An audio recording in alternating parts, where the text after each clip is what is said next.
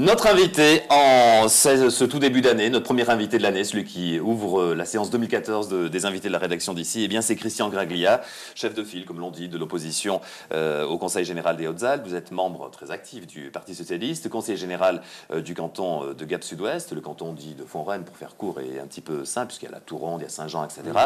Merci d'être avec nous en ce début d'année. Écoutez, je suis ravi de l'être, d'étraîner vos nouveaux locaux, qui en jettent quand même. Et je crois que c'est vraiment une chance pour le département que d'avoir une télévision locale. Et je félicite toutes les entreprises et toutes les collectivités qui ont cru en votre projet et qui vous ont soutenu. Un petit mot, avant de revenir plus largement à ces municipales, des européennes, on peut passer très vite, c'est vraiment national, mais des sénatoriales. Est-ce que vous avez déjà au sein du PS dans le département des Hautes-Alpes pressenti qui allait porter vos couleurs? Non, nous aurons certainement un candidat, mais nous n'avons pas encore désigné ni même discuté de savoir qui sera le mieux placé pour nous représenter. D'ailleurs, vous ne connaissez pas votre adversaire potentiel pour l'instant, puisque Pierre-Bernard Raymond ne s'est pas prononcé, en tout cas il n'a pas encore annoncé. Pierre-Bernard Raymond ne s'est pas prononcé, je suis convaincu que Jean-Yves Dussert ira au charbon, quelle que soit d'ailleurs la décision de Pierre-Bernard Raymond, donc ça risque d'être un combat des chefs assez intéressant à suivre.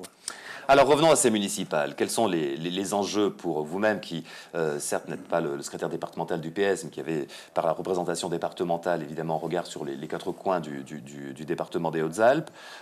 J'imagine que vous êtes un peu dans une logique où il y a des bastions à tenir, comme Briançon, et des bastions à conquérir, si je puis dire, comme Gap, c'est ça? Oui, sur Briançon, je pense que nous partons dans d'excellentes conditions, vu le mandat disons les résultats qu'a eu la gauche depuis que Gérard Fromm est maire, vu aussi qu'à droite, il y a une véritable zizanie, donc ça, c'est jamais bien bon.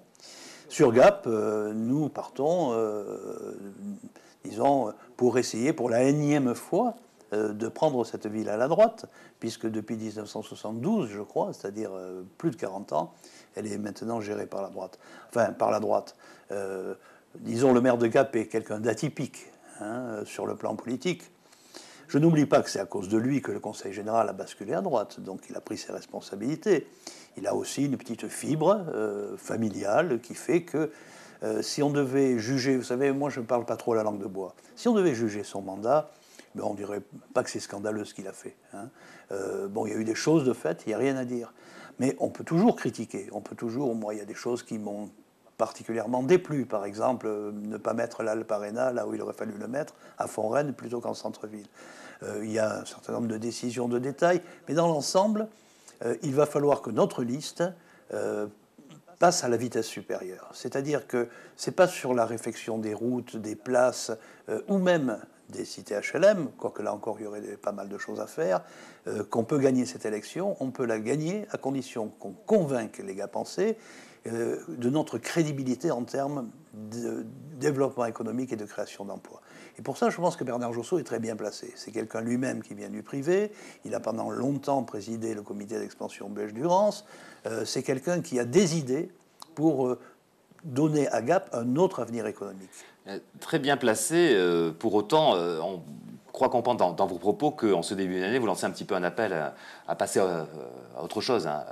Vous l'avez dit, je crois, je reprends vos termes, vitesse supérieure, pour donner un peu plus d'élan à cette tentative de conquête de Gap pour la gauche. Nous allons passer, dès aujourd'hui, d'ailleurs, dès demain, nous allons passer à la vitesse supérieure. Le but, l'intérêt, si vous voulez, c'est d'arriver à communiquer par rapport aux Gapensais, à être crédible dans la proposition qu'on leur fait. Soit on continue à gérer la ville où elle n'a pas été mal gérée, soit on continue à gérer la ville comme par le passé, soit on essaye de faire de Gap une capitale économique, en plus d'une capitale touristique, etc., ou d'une capitale douce. Et là, je crois qu'il y a vraiment des opportunités, mais bien entendu, tout cela va avec un contexte global, y compris du département.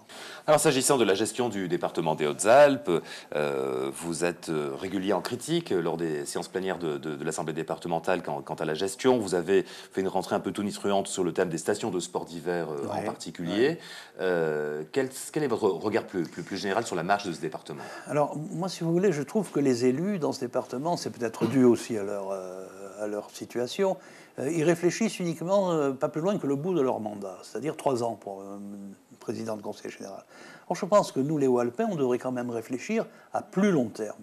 Et c'est vrai qu'aujourd'hui, Alors je ne veux pas verser du tout dans le pessimisme, mais je veux être réaliste. Aujourd'hui, il y a un certain nombre de signes qui sont inquiétants. Regardez, la destination montagne est devenue la dernière appréciée des Français, alors qu'il y a 10 ans, elle était la deuxième. Nous avons perdu 2,5 millions de nuitées dans le département. Et 10% en 10 ans. Voilà, 10% en 10 ans. Nous avons des problèmes chroniques d'enneigement.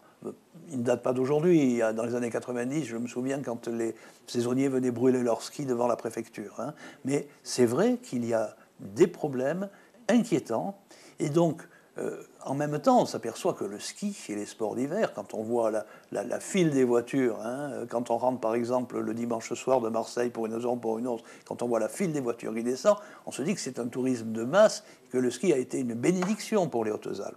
Sans quoi le département serait resté comme la Corrèze ou la Lozère, un petit département rural sans avenir. Il y a eu un changement. Ce que vous cherchez à dire, c'est quoi? C'est qu'on ne peut plus s'en remettre à cette seule activité hyper dominante, voilà. C'est ça? Il faut un complément. Il faut trouver un complément économique à l'activité du ski. À mon sens, je pense que d'ici 20 ans, si on réfléchit à 2025-2030, l'activité du ski va baisser forcément dans le département. Des stations vont fermer. Il faut trouver des ressources complémentaires. Regardez aussi ce qui se passe. Le BTP vivote, l'emploi depuis 2008, le chômage augmente de manière absolument continue. Donc il faut essayer de trouver d'autres ressources. Alors nous avions proposé, il fut un temps, de beaucoup investir sur les énergies renouvelables, j'ai entendu le président de la République qui faisait une priorité aussi de l'écologie, hein, enfin, disons de la manière dont on pouvait, à partir de l'environnement, trouver des emplois. Je crois que ça, c'est une voie d'avenir, il faut la prendre. Et quand je dis ça, c'est pas que je suis contre le tourisme des stations, au contraire, je pense qu'il faut avoir un complément et que c'est notre responsabilité aujourd'hui par rapport à ce qui va se passer dans 10 ou 15 ans. Merci Christian Graglia d'avoir été avec nous. Merci d'avoir ouvert l'année 2014 dans nos studios.